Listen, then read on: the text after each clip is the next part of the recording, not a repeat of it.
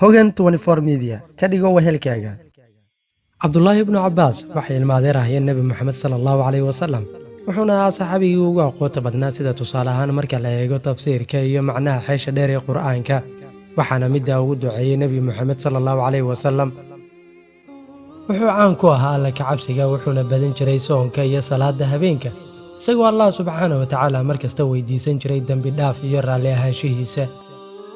si aan u bilowno muuqaalkeenu haddii aad u aragto in muuqaalada noocan oo kale ah aad wax ka faa'iideyso like saar si aan u ogaano tirada danaynaysa haddii aad nagu cusub tahayna subscribe saar gabaleelkana furo si aad u hesho barnaamijyada cusub ee aan soo gelino channelkan mahadsanid Cabdullaahi wuxuu ka mid ahaa saxaabada ugu daada yar oo wuxuu dhashay 3 sano ka hor intaan u hijiroon Nabi Muxamed markii uu rasuulka sallallahu alayhi wasallam dhintayna waxay daadiisu ahayd 13 sano jir sidaas oo ay tahay wuxuu Cabdullaahi ibnu Cabbaas ka xifdiyay rasuulka sallallahu alayhi wasallam 1660 xadiis oo Imaamu Bukhari iyo Muslim ay ku sugeen kutubtooda markii ay hooyadii dhashay waxa ay u geysay Nabi Muxamed sallallahu alayhi wasallam wuxuuna rasuulka dhinaxanigiisa u mariyay cadhuuftiisa daahirka ahayd kadibna uu u duceeyay wuxuuna yiri Ilaahow xigmad ku shub waxaana Allah subxaanahu wa ta'ala uu siiyay xigmad badan Cabdullaahi ibnu Cabbaas Allah ka raali noqday markii uu 7 jir ahaa waxa uu u adeegi jiray rasuulka sallallahu alayhi wasallam sida marka uu doonay inuu salaada aado oo uu diyaarin jiray weysada iyo wixii la midka ahaa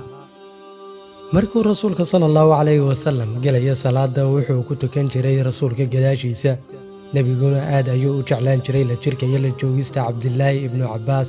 sidaas daraadeed uu raaci jiray kolka uu rasuulka qabanayo safar Cabdullaahi ibnu Cabbaas waxa uu ahaa saxaabi oo Allah ku manaystay xigmad iyo aragti xeel dheer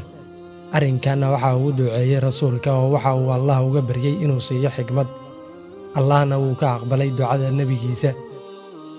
xigmadii Cabdullaahi ibnu Cabbaas iyo doodii khawaarijta waxa hal tusaale ka soo qaadan doona mid ka mid ah xigmadihii Cabdullaahi ibnu Cabbaas markii qaar ka mid ah raaciyadii iyo asxaabtii Cali ibnu Abi Talib radiyallahu anhu ay ka madax taageen amarkii Cali ee la xiriiray khilaafkii isaga iyo Mucaawiya dhaxmaray ayaa wuxuu Cabdullaahi ibnu Cabbaas ku yiri Cali amiirkii muuminiinta maad ii fasaxdi si aan ula soo hadlo oo markaa aan u soo dhageysto waxa ay leeyihiin Cali ayaa ku yiri waan kaaga cabsanayaa Cabdullaahi ayaa u celiyay waxaan ahay nin leh akhlaaq suuban oo aan cidna dhibin sidii ayuuna uga tagay Cali markii uu yimid khawaarijtii waxay weydiiyeen sababta uu u yimid wuxuuna u sheegay inuu doonayo inuu wareesto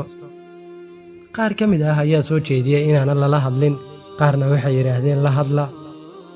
wuxuuna weydiiyay sababta ay ula dagaalameen rasuulka Allah sallallahu alayhi wasallam in adeerkii marna uu yahay sodag sidoo kalena ka mid ah qof rumeeyay rasuulka kii ugu horeeyay waxayna yiraahdeen waxaan ku haysanaa 3 qodob waa tan koowaad waa isagii oo xukunkii islaamka siiyay dad gaar ah waa tan labaad wuxuu la dagaalamay Aisha radiyallahu anha iyo Mucaawiya mana ka qaadan qaniimooyin oo ma qabqabsan dumarkiina saddexaad wuxuu ogolaaday inaan la oran amiirul muuminiin iyadoo ay muslimiintu dhami u doorteen magacaas markii ay dhameysteen hadalkooda ayaa Cabdullaahi ibnu Cabbaas ku yiri ka warrama haddii aan idinku dul akhriyo aayado Qur'aan ah iyo axaadiista rasuulka sallallahu alayhi wasallam ma ka noqonaysaan waxaad hadda ku sugan tihiin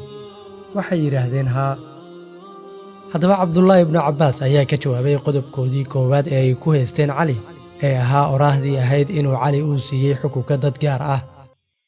wuxuuna Cabdullaahi arintaa ugu jawaabay oraahda Allah subxaanahu wa ta'ala ee oranaysa u dira xaqsoore ehelkiisa ah iyo xaqsoore ehelkeeda ah suuradda an-nisaa aayadda 35aad wuxuuna Cabdullaahi weydiiyay kooxdii su'aashan ah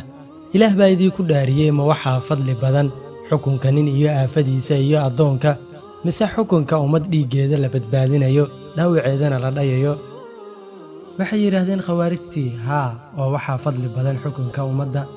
arinta kale ee la xiriirta inuu Cali la dagaalamay Mucaawiya iyo Aisha laakiinse uusan adoonsan dumarkooda isla markaasna qaniimaysan maalkooda Cabdullaahi wuxuu weydiiyay su'aasha ah ma waxaad banaysan lahaydeen hooyadiin Aisha iyo wixii aad dumarka kale banaysateen haddaad tiraahdaan haa waad gaalowdeen sidoo kale haddaad tiraahdaan ma ahan hooyadeen iyadana waad gaalowdeen oo waxaad ku kufriseen suuradda Axsaab aayadda 6 oo Allah ku oranayo nebiga ayaa ugu roon ama ugu turid badan muuminiinta naftooda, haweenkiisuna waa hooyooyin. faa'iidadii iyo midhihii ka soo baxay kulankii Cabdullaahi ibnu Cabbaas uu la yeeshay khawaarijta ayaa waxaa ka mid ahayd in tiro aad u badan oo ka mid ah khawaarijta ay ka soo laabteen khilaafkoodii iyo madaxtaaggoodii ay ka madax taageen amarkii Cali radiyallaahu canhu, kuwaasoo tiradooda ay gaaraysay ilaa 20,000 oo qofood, halka kuwa kale ee ku adkaystay khilaafkii Cali ay gaarayeen tiro 4,000 oo keliya. Cabdullaahi ibnu Cabbaas waxa uu ahaa qof aad u qadariya una weyneeya doonista barashada cilmiga. intii uu rasuulka sallallahu calayhi wasallam ifka saarnaa wuxuu Cabdullaahi cilmigiisa ka biyo cabi jiray rasuulka sallallahu calayhi wasallam. hase ahaatee kolkii uu rasuulka geeriyooday wuxuu u jeestay xagga iyo saxaabada culimmadeeda isagoo ka baranayay aqoonta iyo barashada diinta islaamka. Cabdullaahi ibnu Cabbaas wuxuu caado ka dhigay jiray doonista iyo dalabka cilmiga ilaa uu meel sare ka gaaray. Cabdullaahi markii uu dhammaystay waxbarashadiisa diinta ayaa waxa uu bilaabay inuu dadka waxbaro. guriga Cabdullaahi waxa uu isku bedelay jaamacad ay ka soo baxeen muslimiinta. Cabdullaahi ibnu Cabbaas Allah ka raali noqday wuxuu dunida kaga tegay cilmi, faham, dhowrsanaan iyo xigmad xeel dheer. markii uu dhintay Cabdullaahi ibnu Cabbaas Allah ka raali noqday da'diisu waxay ahayd 70 sano. waxaa halkaa inoogu eg barnaamijkeennii aan ku soo gudbinaynay taariikhdii saxaabigii weynaa ee Cabdullaahi ibnu Cabbaas. waad ku mahadsan tahay daawashada muuqaalkan. haddii aad ka heshayna la sii wadaag asxaabtaada adigoo sheer garanaya muuqaalkan. sidoo kale haddii aad nagu cusub tahay subscribe saar channelkeena YouTube-ka, gabalaalkana furo si aad u heshid muuqaalada kan xiga. waa inoo muhiim fikirkiina inaad nala wadaagtaan. mahadsanidin.